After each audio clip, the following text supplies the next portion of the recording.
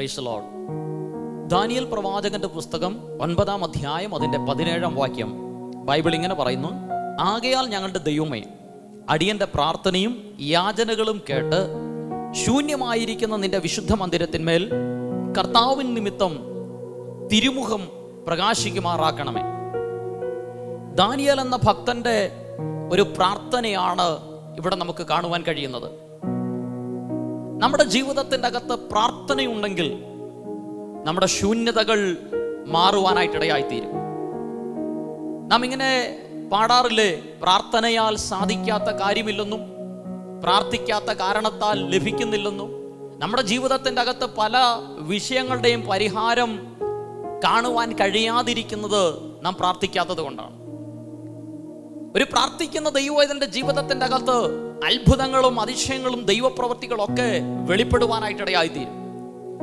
ഇന്ന് ഈ ശബ്ദം കേൾക്കുന്ന പ്രിയമുള്ളവരെ, പണം കൊണ്ടും സ്വാധീനം കൊണ്ടും സാധിക്കാത്തത് പ്രാർത്ഥന കൊണ്ട് സാധിക്കുവാനായിട്ട് കഴിയും. ഒരു ഭക്തൻ ഇങ്ങനെയാണ് പറഞ്ഞിരിക്കുന്നത്: നാം നമ്മുടെ പ്രശ്നങ്ങളും തമ്മിലുള്ള ആ പ്രശ്നത്തിന്റെ പരിഹാരവും തമ്മിലുള്ള അന്തരം എന്ന് പറയുന്നത് നമ്മുടെ മുഴങ്കാലുകളും തറയും തമ്മിലുള്ള അകലമാണ്. അങ്ങനെയെങ്കിൽ ഈ ദിവസങ്ങളിൽ പ്രാർത്ഥനയോടെ ദൈവവാദപീഠത്തിൽ മുഴങ്കാൽ മടക്കി കണ്ണുനീരോടെ ദൈവമുമ്പാകെ നാം ഇറക്കി വെക്കുന്ന വിഷയങ്ങളുടെ പരിഹാരങ്ങൾ അതൊരു മഹത്തമായി, ഒരു അത്ഭുതമായി നമ്മുടെ ജീവിതത്തിൻ്റെ അകത്ത് വെളിപ്പെടുവാനായിട്ടിടയായിത്തീരും.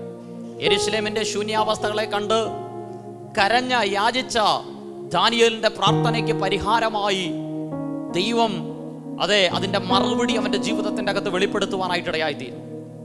അങ്ങനെയെങ്കിൽ ഈ ദിവസങ്ങളിൽ നിങ്ങളുടെ പ്രാർത്ഥനകളുടെ മറുപടികളെ കർത്താവ് വെളിപ്പെടുത്തുവാൻ പോകുന്നു. അനേക നാളുകളായി കാത്തിരുന്ന ഈ വിഷയത്തിന് പരിഹാരം എന്തായി തീരുമെന്ന് ചിന്തിച്ച ദൈവവേദലേ, പ്രാർത്ഥനയുടെ ധൂപവർഗമായി ദൈവാലയത്തിൽ കടന്ന സെക്കരിയാവിന്റെ പ്രാർത്ഥനയ്ക്ക് മറുപടി എന്നോണം ഒരു ഗബ്രിയേൽ ദൂതനെ ദൈവം അയച്ചെങ്കിൽ നിങ്ങളുടെ ജീവിതത്തിൻ്റെ അകത്ത് നിങ്ങൾക്ക് സന്തോഷം പകരുമാറ്, ആനന്ദം പകരുമാറ് ചില മറുപടികളുമായി സ്വർഗത്തിലെ ദൈവം തൻ്റെ ദൂതനെ അയക്കാൻ പോകുന്നു. അതുകൊണ്ട് പ്രാർത്ഥനയിൽ മുന്നേറാം, ദൈവ സാന്നിധ്യത്തോട് ചേർന്നിരിക്കാം. സർവശക്തൻ അത്ഭുതങ്ങളെ നിങ്ങൾ ചെയ്യുവാനായിട്ടിടയായിത്തീരും. ഈ വചനങ്ങളാൽ കർത്താവ് ഏവരെയും അനുഗ്രഹിക്കട്ടെ. അത്ഭുതങ്ങൾ നിങ്ങളുടെ ജീവിതത്തിൻ്റെ അകത്ത് പ്രവർത്തിക്കട്ടെ. God bless you. ആമേൻ.